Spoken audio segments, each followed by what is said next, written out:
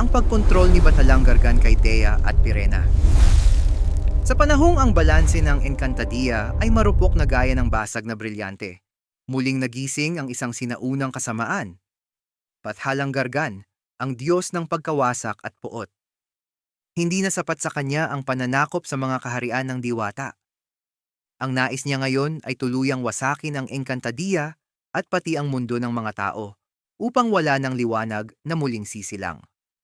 Ipinakita ni Gargan ang tunay na anyo ng isang bathala, hindi lamang sa lakas, kundi sa kakayahang kontrolin ang puso at isipan ng mga nilalang na may kahinaan, ang mga may galit, pagdududa, at sugatang damdamin. Ang unang nabihag, kami unang bumigay si Kami, dahil sa matinding galit nito kay Tera. Ang galit na matagal ng kinikimkim ay naging pintuang binuksan ni Gargan. Sa kanyang mga bulong, pinalaki ang sugat sa puso ni Kami hanggang tuluyan itong kumampi sa dilim. Ang pagbagsak ni Mitena sumunod si Mitena, na matagal nang pinahirapan ng kapalaran. Dahil sa padalos-dalos at mararahas na desisyon ng hara ng Lireo, na puno ng puot ang kanyang puso.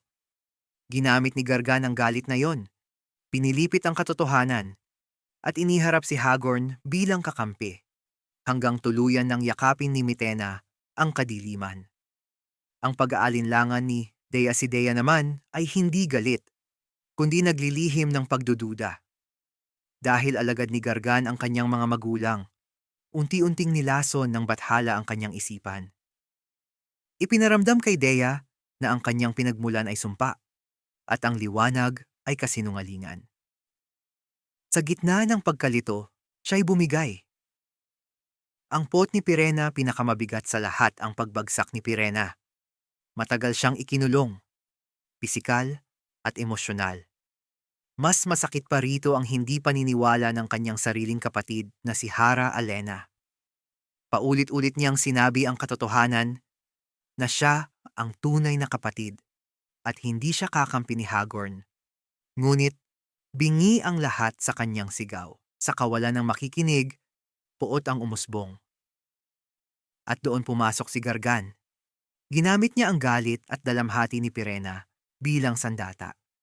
Sa isang sandaling kahinaan, ipinukol niya ang isang makapangyarihang item ng kadiliman, isang sinaunang esensiya, na tumagos sa puso at isipan ni Kami, Mitena, Dea, at Pirena. Ang pag-aanib ng kadiliman. Sa sandaling iyon, naganap ang pag-aanib. Ang liwanag sa kanilang mga mata ay unti-unting naglaho.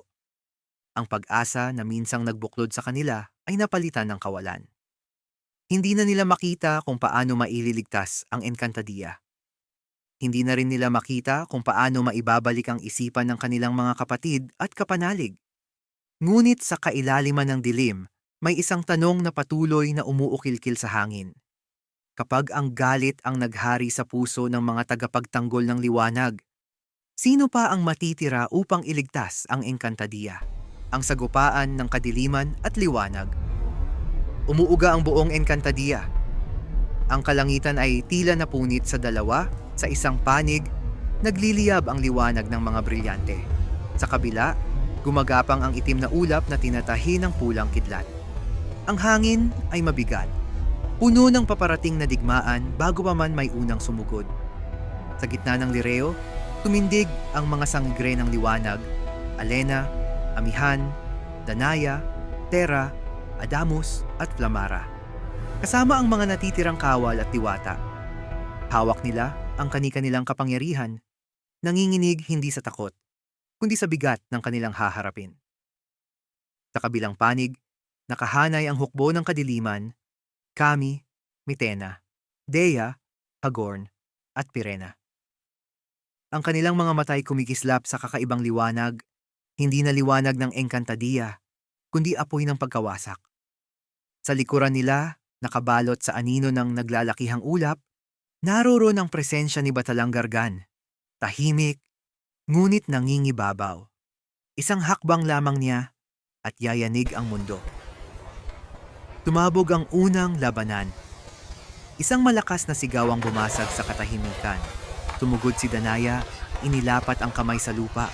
Isang dambuhalang lindol ang gumapang. Ang lupa'y bumuka, umangat, at sinubukang lamunin si Hagorn. Ngunit tumawa si Hagorn. Sa isang kumpas ng kamay, ang lupa ay nagbaluktot sa ilalim ng kanyang kapangyarihan. Hindi bumigay, kundi tumindig bilang naglalakihang itim na haligi. Sa isang iglap, bumalik ang puwersa kay Danaya. Tinamaan siya ng matinding alon ng bato at itinapon palayo. Duguan ang palad. Nanginginig ang buong katawan. Himpapawid na labanan sa itaas ng Lireo. Nagbanggaan sina Amihan at Dea. Umiikot ang hangin sa bilis ng bagyo. Naglabas si Amihan ng mga talim ng hangin, matalim, malinaw, at dalisay. Ngunit sinalubong ito ni Dea ng baluktot na hangin. Mas mabigat, mas marahas, puno ng galit. Nagbanggaan ang kanilang mga kapangyarihan at sumabog sa ere. Ngunit bago pa tuluyang bumagsak si Amihan, nagbago ang anyo ng kanyang kapangyarihan. Ang kanyang katawan ay nilamon ng umiikot na hangin. Naging isang dambuhalang buhawi. Sa lakas ng tornado siya'y umikot sa himpapawid at biglang bumagsak pababa. Tinangay si Dea at ibinagsak ito sa lupa. Umaling-awngaw ang pagsabog ng hangin at bato. Si Dea ay tuluyang napaluhod, tugatan at hingal.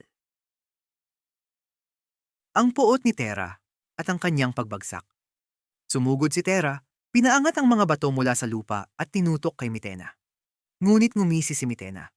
Sa halip na matabunan, ang mga bato ay biglang nagitim, nagyelo, nagsingaw at nagbago ng anyo. Sa isang iglap, bumalik ang mga ito kay Terra bilang yelong kasintigas ng bakal. Tinamaan si Terra. Bumagsak siya sa marmol ng palasyo, duguan, at halos mawala ng malay. Ang galit ni Pirena, isang apoy ang sumiklab, hindi karaniwang apoy, kundi itim na apoy na may lilang puso, si Pirena. Isang sigaw ng puot ang pumunit sa ere habang ibinuga niya ang apoy patungo kay Alena. Agad bumuo si Alena ng panangga ng liwanag, isang banal na sinag na minsan nang hindi nababasag. Ngunit ngayon, nabiyak ang liwanag. Tumagos ang apoy. Tumilapon si Alena at bumagsak sa marmol ng Lireo. Duguan. Halos wala ng malay. Hindi ninyo ako pinaniwalaan. Bulong ni Pirena. Nanginginig ang tinig. Ngayon, pakinggan ninyo ang galit ko. Ang bangis ni Flamara at Adamus. Pinakawalan ni Flamara ang apoy ng digmaan. Tinubukang sagupain si Mitena sa gitna ng naglalagablab na ere. Kasabay nito, inilunsad ni Adamus ang isang higanteng alon na tila sasapol sa buong hukbo ng kadiliman. Ngunit huli na, isang iglap, ang apoy ni Flamara ay nilamon ng itim na apoy. Ang higanteng alon ni Adamus ay biglang nagyelo at nabasag sa ere na tila salamin. Ang puot ni Mitena. Mula sa anino, tuluyang lumitaw si Mitena. Biglang nanahimik ang paligid, hindi dahil sa lamig, kundi dahil sa takot. Ang hangin ay tila huminto sa paghinga. Sa isang kumpas, nabuo ang sandatang yelo at dilim. Isang hampas lamang at bumagsak ang mga kawal ng Lireo. Nagkalasog-lasog sa yelo ang kanilang pag-asa. Walang awa, walang pag-aalinlangan. Pag-asa na unti-unting nauupo sa huling lakas, tinangka ng mga sangigre na magsanib. Liwanag, hangin, lupa, tubig, apoy.